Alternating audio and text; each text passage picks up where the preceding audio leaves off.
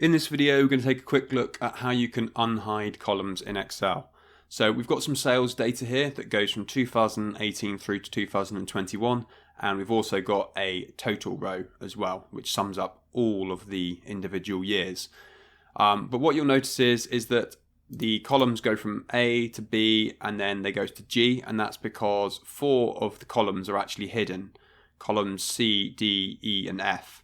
So to unhide these columns, all we have to do is highlight over the hidden columns where you'll see they're slightly bunched up, right click and unhide, and then you'll see how C, D, E and F appear again, and we have our sales data broken out by quarter.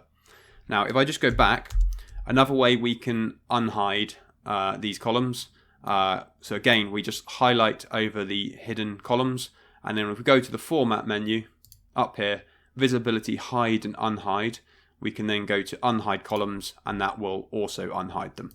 So that's just 2 ways you can unhide columns in Excel. Thanks for watching this video. If you found it useful, don't forget to like and subscribe, and I'll see you in the next one.